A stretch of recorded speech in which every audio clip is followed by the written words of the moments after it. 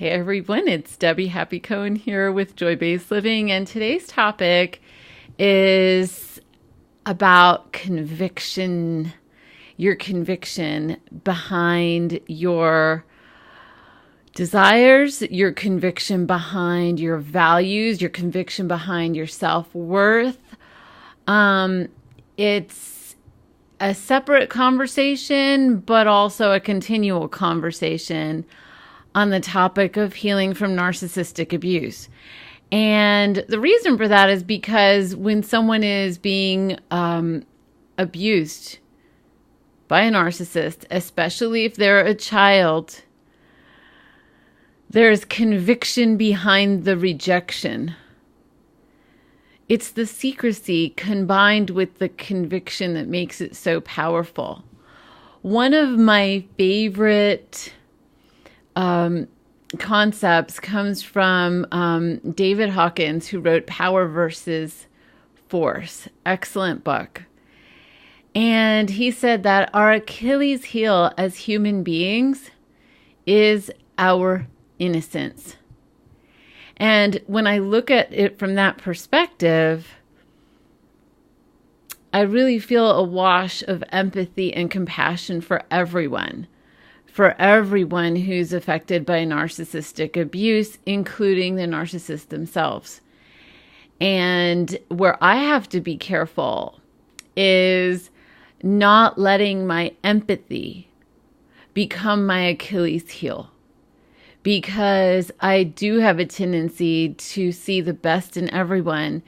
And sometimes I project that in ways that are just as untrue and inappropriate as somebody who's narcissistic projecting their shame and blame and all of that stuff. I want to make sure I haven't shared this in my last couple of videos. I want to make sure you know that in my blog posts, I did a couple of them called Toxic Fumes. If you go to joybasedliving.com and you see the blog post at the bottom, you can look up toxic fumes or narcissistic abuse, and you'll see a bunch of articles that correspond with these videos. So the important thing about conviction is that one of the things that I learned from growing up was to have conviction on behalf of other people, but to be careful about having conviction for myself, because I didn't want to become like the people in my life who were abusive. And that was not a good idea. On one hand, it's like walking a paradox. On one hand, one of the things I love most about myself is I'm really open-minded. I love learning. I love seeing things from multiple perspectives. But it's also important that I take just as much of a stand for myself as I do for others. Like, I don't question another person's value or worth. I might question whether I want to be around them based on their behavior, but I don't question their value or worth. And like I was saying before about, projecting goodness onto others, the importance of conviction for me is that that's the engine that drives the train toward where you want to go, or toward where you end up going on somebody else's train. So if you don't have conviction in yourself, it's going to be easy to just be a feather in the wind, like in Forrest Gump's movie. So I know not everybody watches movies, so I try not to do too many metaphors here, but movie metaphors anyway.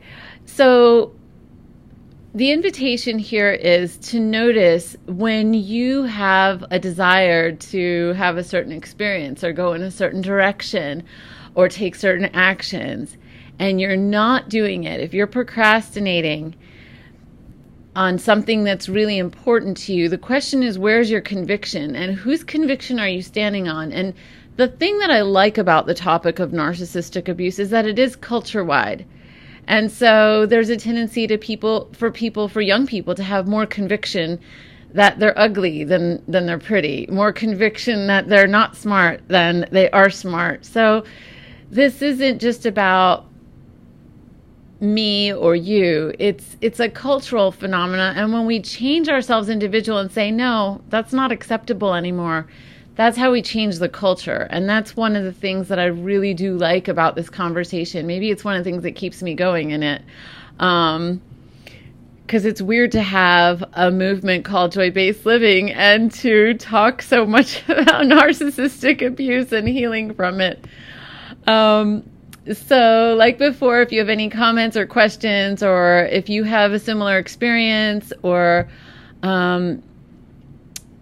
if you can share something that'll make me laugh, extra points. I want to bring as much lightheartedness to this topic as possible, because people who are healing from narcissistic abuse are real warriors. We've been in the war zone of the psyche, and lightheartedness is good.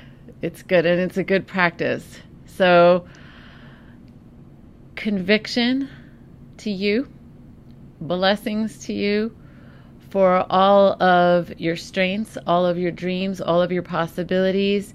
May you bring them to life, full force, with love. Thank you so much. I'll see you on the next video.